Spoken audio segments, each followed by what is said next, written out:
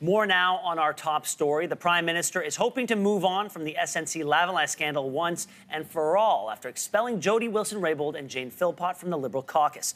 Joining us now with more is the Globe and Mail's Laura Stone. Laura, the Prime Minister made it clear that the reason for the expulsions was, as he called it, a loss of trust. Here's what he had to say. If a politician secretly records a conversation with anyone, it's wrong. When that politician is a cabinet minister secretly recording a public servant, it's wrong. And when that cabinet minister is the Attorney General of Canada secretly recording the clerk of the Privy Council, it's unconscionable. All right, well, that's a pretty direct condemnation of Jody Wilson-Raybould's recording. But if that was the problem, why expel Jane Philpott too, even after she openly expressed confidence in the Prime Minister as late as yesterday?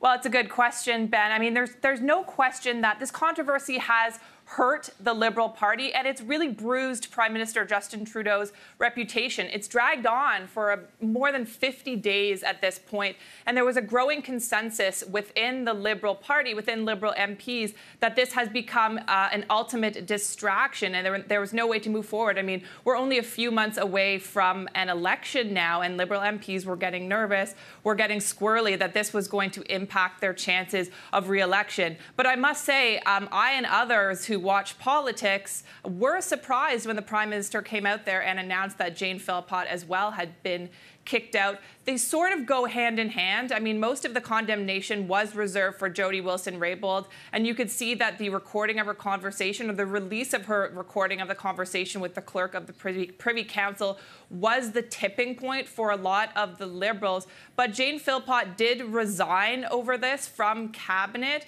and there was just a sense that the Prime Minister was unable to keep either of them in his caucus. Well, here's what Wilson-Raybould said last night in response in a tweet. Quote, "I have no regrets. I spoke the truth, as I will continue to do. My thoughts are with my constituents in Vancouver-Granville, my dedicated staff and volunteers, my family and friends, and all Canadians who believed in a new way of doing politics. I will take the time to reflect and talk to my supporters about what happens next." So what will happen now for Wilson-Raybould and Philpott? Are they going to sit as independents? Could they cross the floor, join another party? I know that some members of the NDP expressed interest in talking with Wilson-Raybould at some point about her future.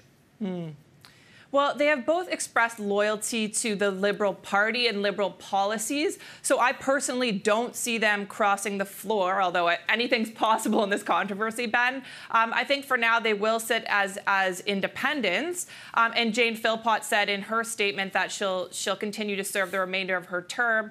Jody Wilson-Raybould also tweeted more to come last night. So, you know, it's possible that they will be speaking out. But I think, you know, especially from Jane Philpott's perspective, she was surprised by the fact that she was removed from caucus. And she said it was unfortunate that she did not get the chance to plead her case, to address her caucus mates yesterday before the Prime Minister made this decision. I think Jody Wilson-Raybould also hit the Prime Minister where it hurt yesterday in her statement by saying, you know, you wanted to do politics differently, and now you're removing me from caucus because we did just that. All right, we're going to have to leave it there, but we have much, much more on this coming up on the show. Thank you very much, Laura Stone.